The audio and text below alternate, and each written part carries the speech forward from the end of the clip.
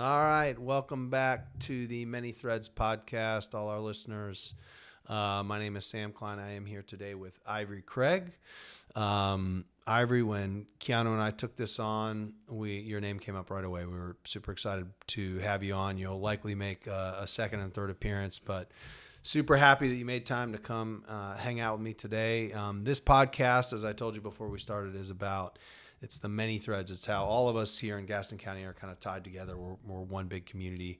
And I think you'll agree with me, a very unique community, really a fun place to be, to live, work, play.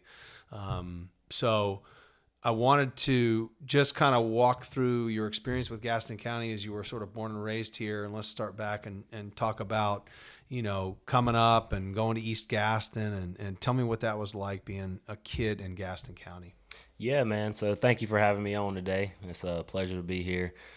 So growing up in Gaston County for me was amazing. And I literally thank God that I grew up here, especially, hindsight being 2020 and seeing the progression that Gaston County has made and seeing things that was not here at all versus what's here now and actually what's coming and things that people want to put more money into Gaston County.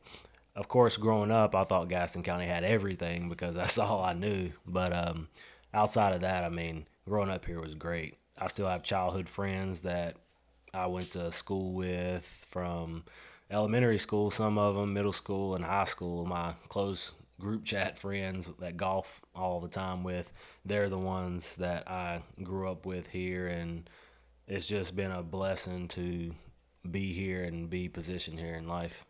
Talk to me about, you went to East Gaston, correct? Yes, I did. So talk to me about your high school experience. What was that like? Did you guys have some fun rivalries within the county? Oh, yeah, absolutely. So I loved East Gaston. Go Warriors, class of 2006. Nice. My wife, she actually went to South Point, and so that was our big rivalry right there. And so growing up in Gaston County and going to East Gaston, I played basketball from 9th grade. I played on junior varsity JV.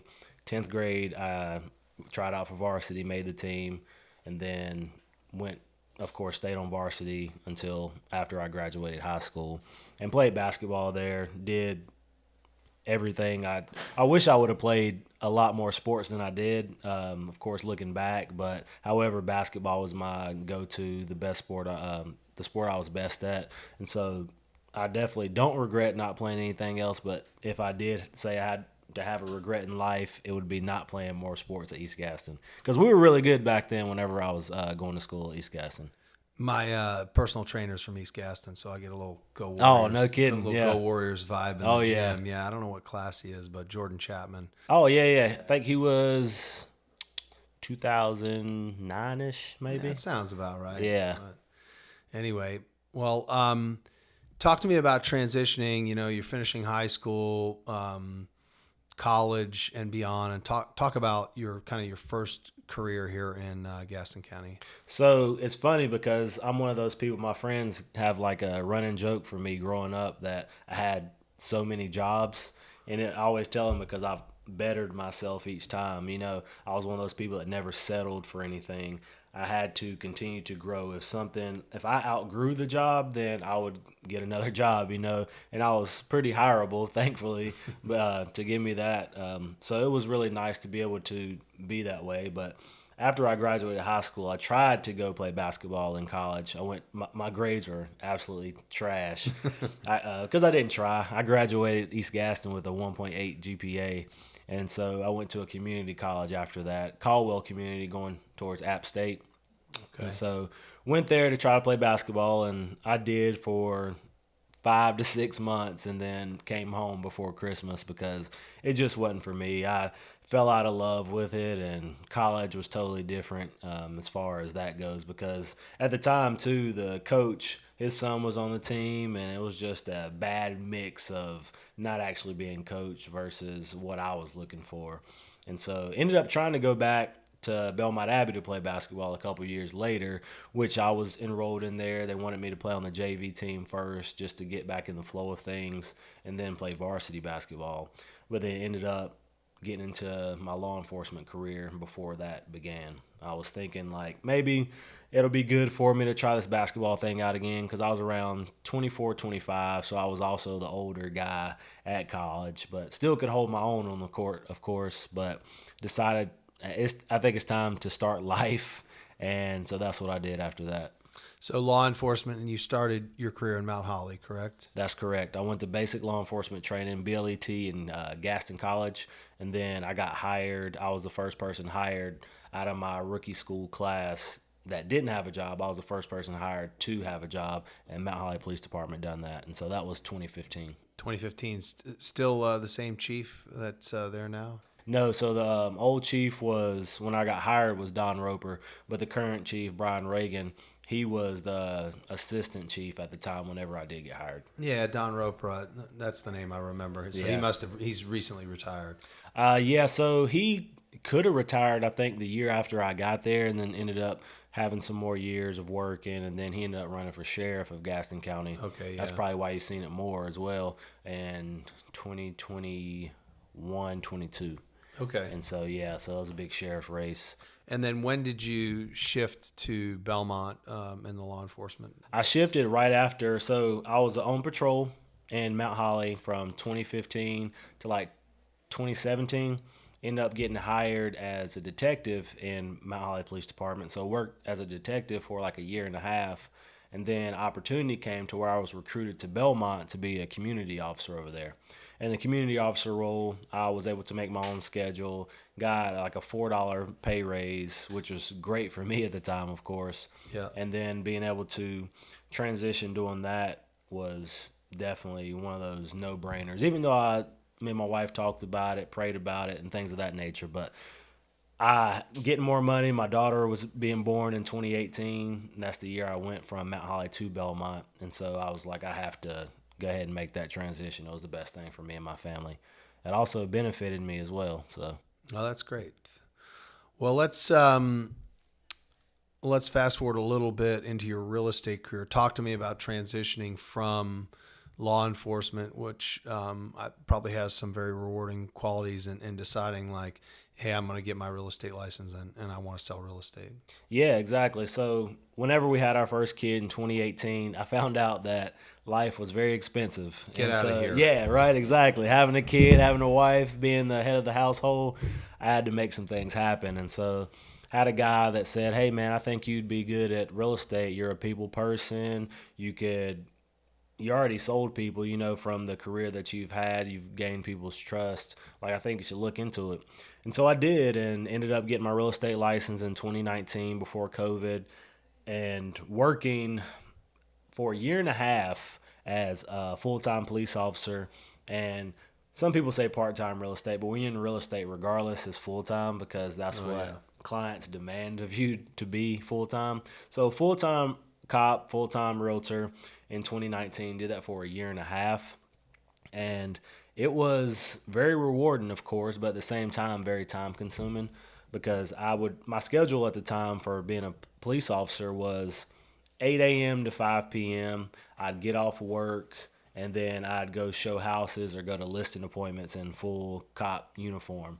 Oh, I like it. Yeah. Okay. So I had a take-home car, but I didn't take it home. I drove my personal truck to work and everything because I know I had to go directly from the police department to that appointment. And so it'd be funny seeing neighbors and stuff like looking at me opening up doors with my clients in full duty gear, Oh, and I like it. yeah, exactly. And so it was cool though, a lot of people, I work with a lot of people I know, and they knew I was a police officer, so they wasn't like surprised or anything whenever I showed up like that. And also I gave the warning as well. I'm showing up in my gear. Oh yeah, All right, absolutely. I like it.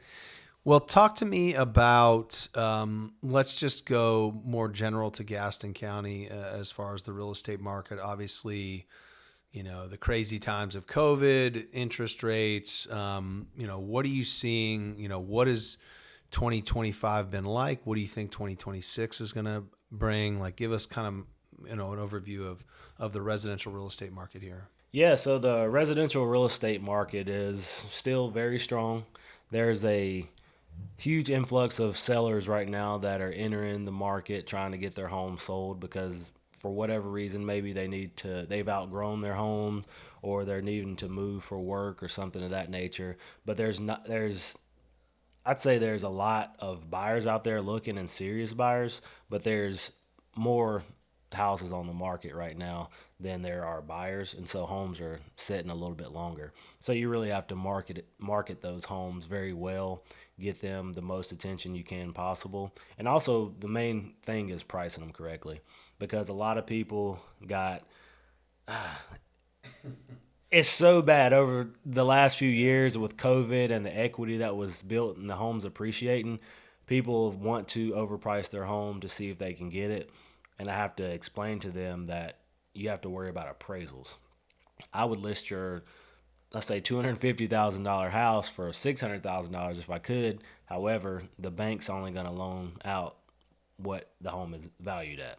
And so pricing the home correctly and marketing the home correctly is definitely key, because if not, it's going to sit on the market for a while. And you also have to have that conversation with your clients that homes aren't just going to fly off the market in the first weekend. You're going to have to be a little bit patient, so don't put yourselves in a position where you have to get that home sold immediately. Give yourself a little bit of time between you purchasing another home or building a home, so you don't have to worry about timelines too much.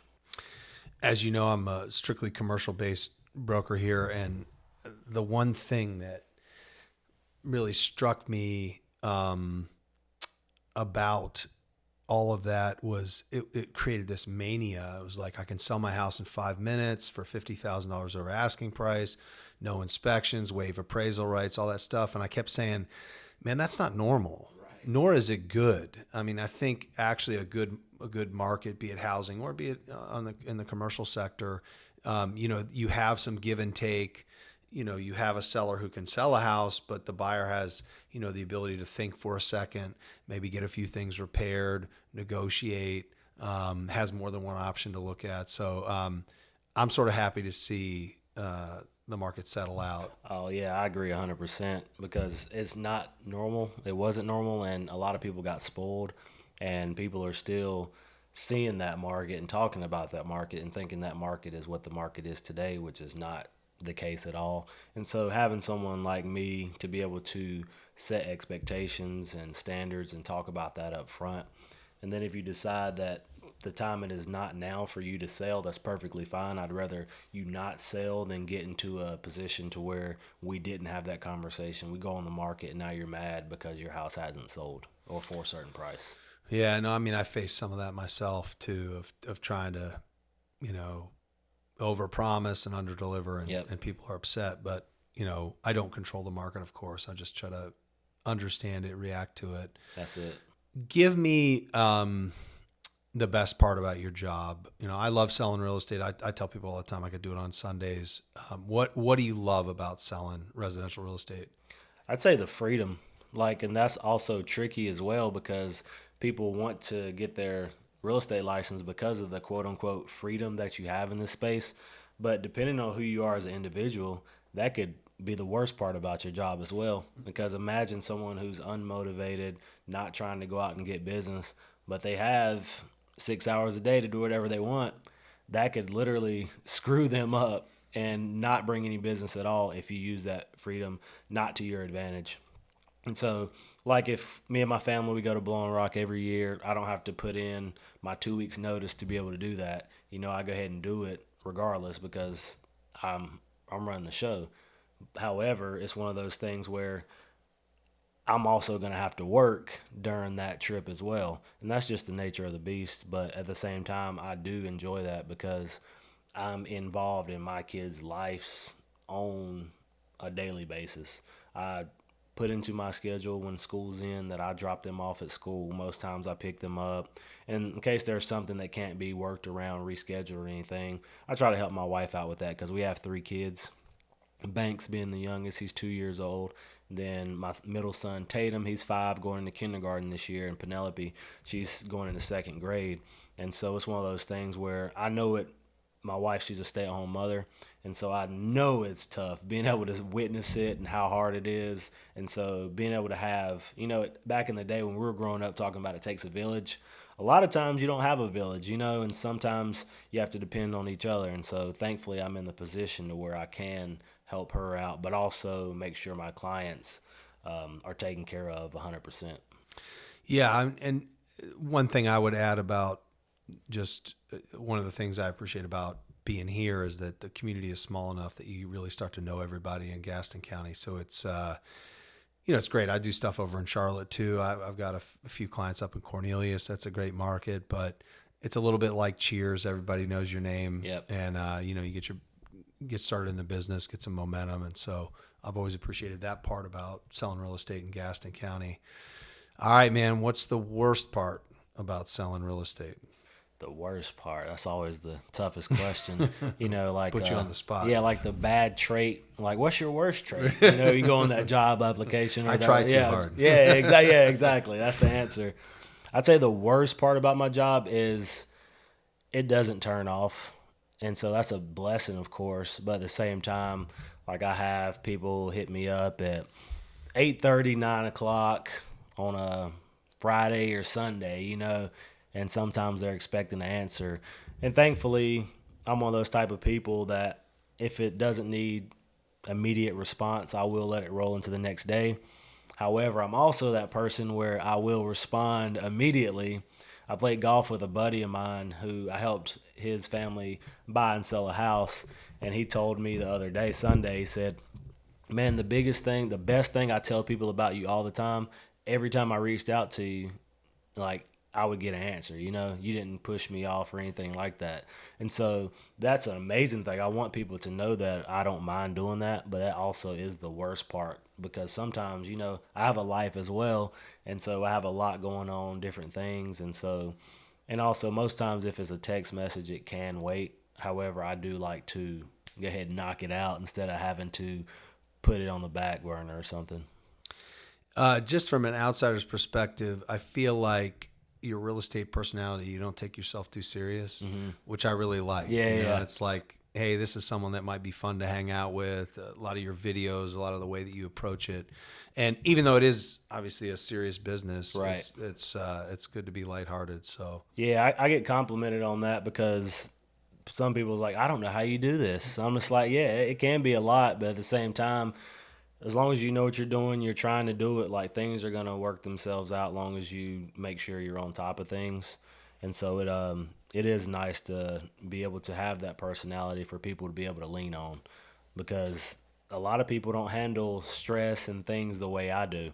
And I've said multiple times that being in law enforcement is less stressful than being in real estate because you're dealing with so many emotions as well, but also you bring in tedious processes with a whole lot of money.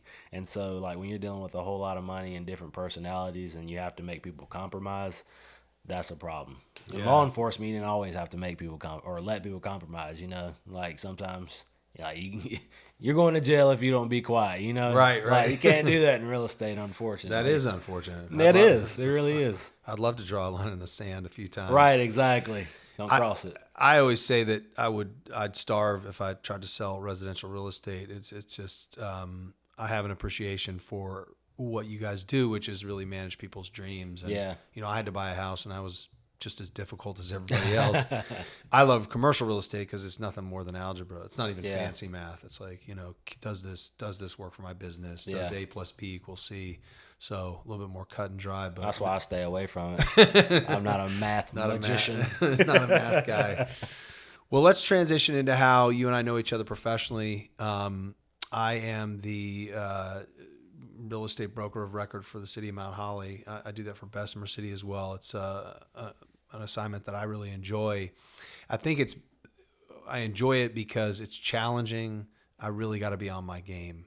I've got to get 6 people to agree with me, to take my advice. It's easy, I think, to find a way to get one person, but I have to get 6 heads to nod. It's a little bit tougher. And I think that some of the challenges that we've taken on in the past couple of years they've been big. They're not easy to take on. I think you do a great job. I think city council, I'm not picking on Mount Holly. It's not the way I want to say it. I'm not trying to I'm not discussing. I'm not being specific to Yeah, Mount yeah, I Holly. got I'm you. talking about being a council member. I think it's a really hard job. Yeah. And it's easy to get flack for a decision that you've had to make. And I've watched you guys have plenty of decisions to make that are really lose-lose a lot of times. And it's like I'm picking the lesser of the two losses. A lot of times when you do have a situation or a decision that you make that's unpopular, there's a lot of blowback on social media. However, when you guys do something great or there's something successful, barely anyone notices. It's just kind of an odd, it's kind of an odd spot to be in. So I have a lot of respect for that. And I want you to talk, use your own words. Those are mine. What is it like to be on city council? Why is it something that you wanted to do? Like, talk us through that. So originally I piqued my interest because when I was a police officer in Mount Holly, I had to go to meetings, like if there was a presentation for the police department or if there was something going on to where they just wanted us there. I was even asked when I was at investigations to go and then stand by just because there's a big decision that's going on and just have extra police there and things like that. And so being from Mount Holly and also living in Mount Holly at that time as well, I started paying attention to things, listening to what was going on, seeing that a city is not just ran by no one. There's actually people there to keep oil to make sure it runs clean and everything, And so that's how it piqued my interest originally. And so also naturally my care for Mount Holly. I love Mount Holly, that's where I grew up, so it's literally the only place that I have that relationship with as far as that goes. And so starting to pay attention a little bit more with that is kind of what piqued my interest in it. And also I joked on social media, but also was serious. It started with me years ago when I was on the student council in elementary and middle school and things of that nature, was the homeroom president, stuff like that, because natural born leader. And like you said about whenever decisions are made that are bad, we get picked on. But whenever the good stuff, people don't bat an eye or say thank you, which is perfectly fine. I've never been one of those people looking for like credit that way. And so it also is a tough position because being for re-election this year, I have to talk about what I've done and myself a little bit more than I'm used to. Because usually I just let me and my life and my actions speak for myself. And so I actually have to put words on paper and on video when it comes to what I've done and what I'm willing to do for the city. But just the me caring as much as I do for Mount Holly and Gaston County collectively is what brought me to do this. Because a lot of times I've always been a leader and someone who spoke for other people and been a voice that spoke for other people that they didn't have the confidence or the popularity to do so. And so being able to do that and stand up for someone, say no to bullies, things of that nature, I never had a problem with doing that. And also, I guess that's why I rolled into being in law enforcement as well, just taking up for people that sometimes they need to be taken care of. Let's talk about Veterans Park just a little bit. Those have been some tough decisions. Yeah. I think you guys have done a great job. There have been so many hurdles.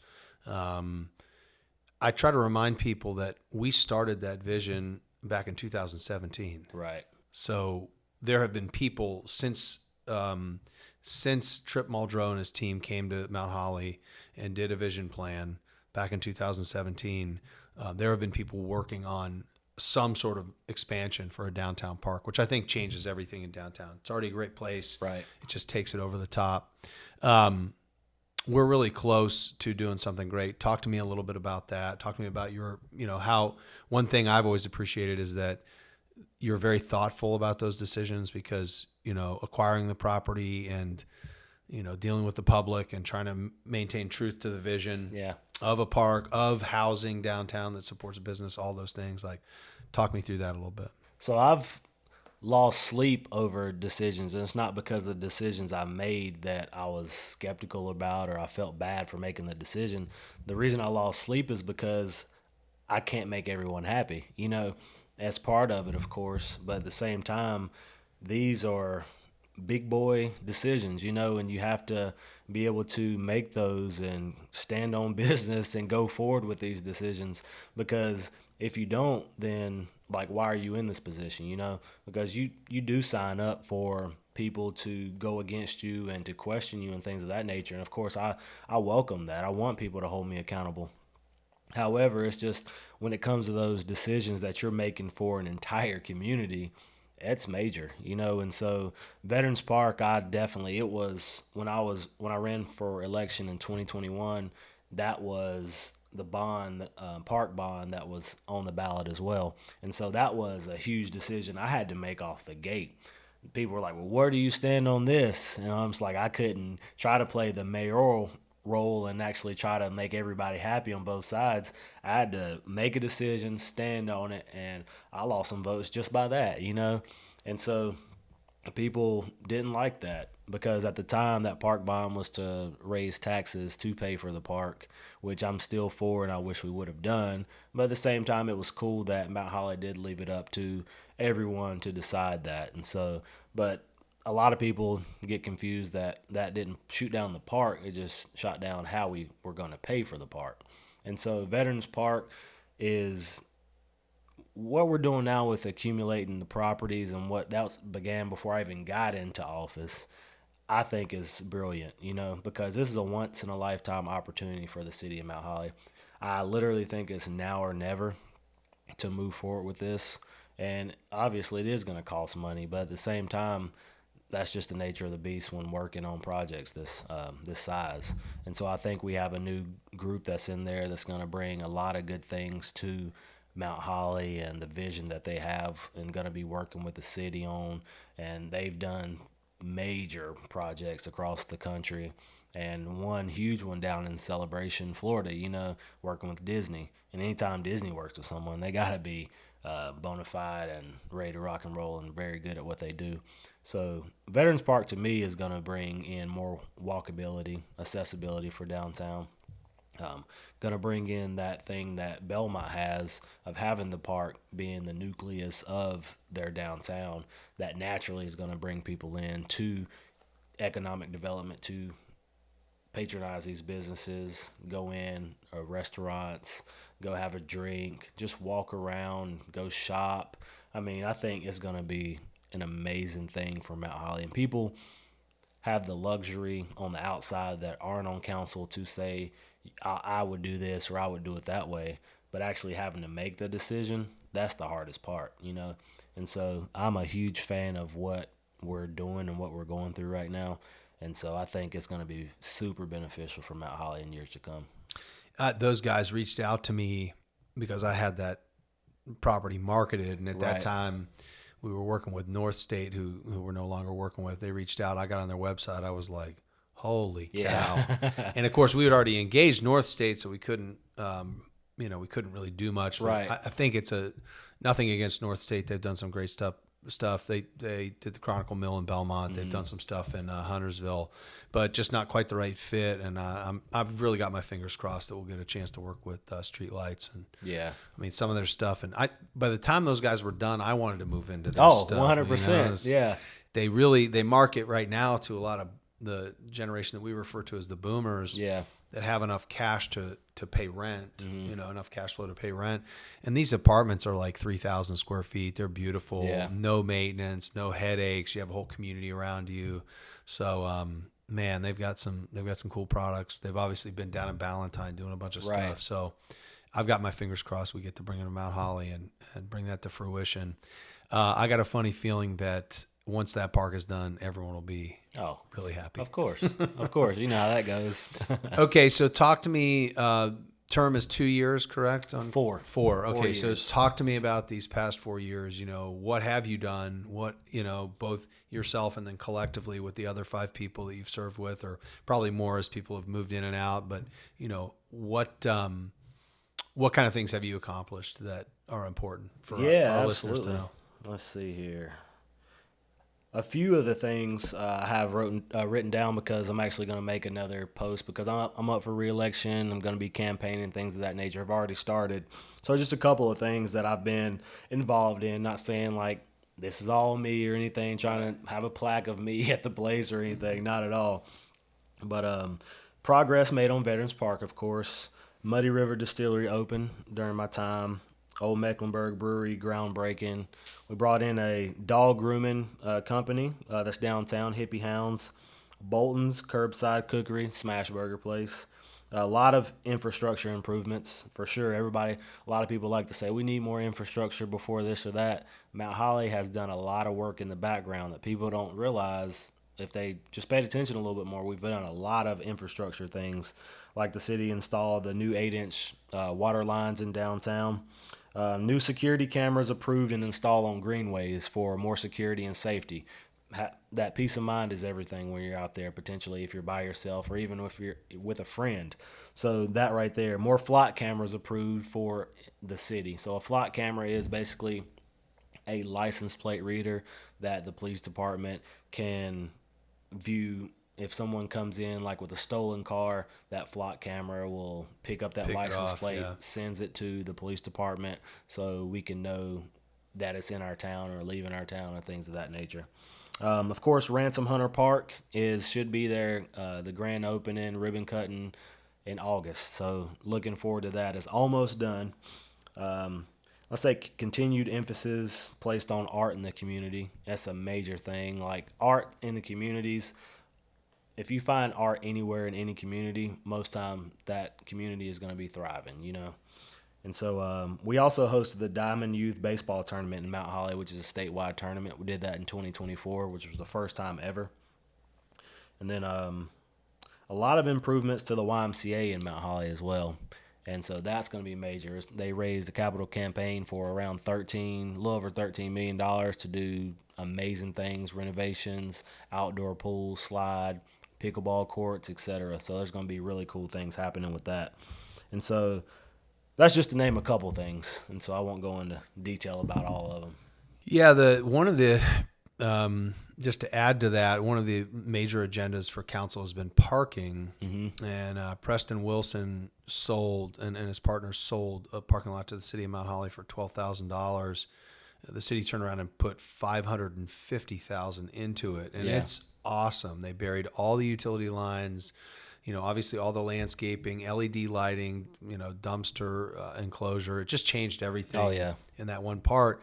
And I think it's like 81 or 82 spaces, and it's wonderful. You go downtown, you can get a parking spot. Absolutely. And I know that they've worked hand in hand with Billy Rick and some pieces behind the Troust. The Troust piece too. Yeah, that was a big piece, the most recent one at least. The most recent one. And then you've got some other opportunities behind the old municipal building and Billy Rick and the annex building and Billy Rick's building to do some stuff. So, just awesome that, those are the type of things that I think don't get celebrated enough and don't get noticed. But, of course, I've been a part of some of that stuff. So, absolutely. You've been a part of a lot of it. I know when it comes to parking, also read something, I think it was last year. Like if you go to Target or Walmart and you park in the back, it doesn't seem as far because you can actually see the building that you're parking in front of. And everybody wants to park in front of the building they want to patronize, Yep. And so if you have to park behind it, it gives the illusion that you're parking further away and there's no parking. But there actually is. You just can't see the front of the building that you're trying to go into. And so Mount Holly does have a lot more parking than people give it credit for. Because people always talk about throw that infrastructure, parking out downtown, things of that nature. But Mount Holly has to get really creative considering we have like 6 churches in the downtown area. And so Mount Holly has done very well and will continue to do even better, especially with Veterans Park. We're trying to get more parking for that as well downtown. So, I think we're doing a good job on that. Yeah, I think one of the key pieces is to that project is eliminating municipal lane, because you swallow that up and create some parking in there. I know there's been so many plans, it would be hard to pinpoint exactly how that's going to lay out. But I try to explain to people there's a term when you're dealing with zoning that'll usually be thrown out as it's called CBD, as Central Business District, right? And so, it's called a lot of different things, but the idea is generally, kind of your retail restaurants. A lot of times you can do office and you can live on the second floor. Sometimes there's more floors than 2. But when you're in that central business district, I think the idea that you can park right in front of the building that you want to patronize, you have to adjust to that. And, I've told this story, gosh, if this is one of those, if I had a nickel kind of things. I was down in Fort Lauderdale. I wanted to eat sushi. At that time, it was pre-COVID, so they still put a concierge in the hotel. I said, hey, where's the best sushi in town? And he said, oh, you got to eat at such and such. And, I forget the name of the restaurant, but I drove up. I mean, there was no parking. Yeah. And I drove a half mile away and parked and walked because there was no way I was missing that experience. Right. So I think when you start that downtown becomes powerful, it has like cool places to be. It has events and, you'll park where you can park, and Mount Holly has options. Yeah, absolutely. That's why a lot of times I don't go to Charlotte. Gaston County has so much to offer nowadays. You don't have to venture into Charlotte except for the big ticket things that you want to do. Sure, the Panthers. Yeah, absolutely. And so like going to restaurants and things, occasionally is most times it's like double dates or groups that everybody wants to go to Charlotte. I'm just like, do they have their own parking lot? Yeah. Because I'm like, or ballet, because I'm like, I don't want to run around Charlotte looking for parking, That's just not me. I'm at that age now. I'm just like, I do want it to be a lot easier, but I do want something. If there's a parking deck there, perfect, just something nearby. But like a lot of times, that's why I'm like, thankfully we have Charlotte beside us. That's the reason Mount Holly, a big reason Mount Holly is what it is today. But I'm good with Gaston County now. Yeah, I mean, I venture across the water. I'm from West Virginia, so I don't have any allegiance one way or the other. And it's nice, but we really have come up a lot. So, I mean, since the time I've been here, I moved here in 2013. And things have changed drastically for the better, in my opinion, 95% for the better. Well, let's close out with this. I still to this day think that you guys have the best municipal complex in the county. Just, a really creative project. It was long before you and I got there, but the city, I think the city paid $400,000 for that building. They bought it from American Eford, who they have a really good relationship with. At the time, again, I'm going from memory, construction costs around $8 million. You might as well quadruple that in today's dollars. But it's just a great place. The Grand Hall hosts all kinds of events. When you guys have a meeting, there's plenty of places to sit. There's breakout rooms. We've been able to take advantage of that low part, lease it up to various people, and generate income. So talk to me a little bit about, what it's like to have the city headquarters there, and how it's nice to serve on council and appreciate that. Man, I love it. Like, it's crazy that, of course, people aren't visionaries. They can't see it into fruition and how things will look whenever you have to make a decision going forward on something that is nothing at the time. But the municipal complex is amazing. So before I even got on city council, I was a police officer in Mount Holly. The police department is located in the same building as well, And so then me and my wife got married in 2016 in the Grand Hall. Oh, nice. Yeah, so it's just like I'm Mount Holly through and through, That's awesome. And so I used to live right near the municipal complex, and being able to go in there for council meetings, this beautifully structured building, brick building, landscape perfectly, like it just looks so good. And having other spaces to be able to, other businesses to be able to have their business attached to that, I think is phenomenal. And also the police memorial there in Mount Holly is so beautiful, and so that one right there was, I think, around $800,000 that was given from the state to be able to help build that as well. And so that whole complex is just, I think it's a flex to be able to go into. It is. Know you're on, like I'm on city council, like my name's inside the building, on the dais. And it's honestly, it's one of those things that it gives me confidence, just being in Mount Holly and knowing like, oh yeah, we're having an event at the Grand Hall. Like I think Congressman Tim Moore is supposed to be coming to Mount Holly in a couple of weeks to host an event at the Grand Hall, things of that nature, So it's really cool that people want to come to that building, be involved with it. And like you said, we can host a plethora of events there. You have to talk to Greg Beal to get the true story on this, and he's been around, he's been serving Mount Holly for so long. But when that project went off, there was a ton of resistance to it. Oh yeah. I don't think there's a citizen now that sees that building that doesn't just kind of appreciate it. Oh, 100%. Have pride in it. So yeah. Well, man, I knew this was going to be an easy one. It's been great to have you on the podcast. I know we'll have you back again. Our whole goal is to just kind of keep trying to connect everyone in the county. We're kind of one big dysfunctional family, and we got to get along. Yeah. So, oh yeah, no, I appreciate you as well. My last thing I'll say is Ivory Craig Jr. for City Council of Mount Holly re-election, November 4th. Vote for me. vote for Ivory.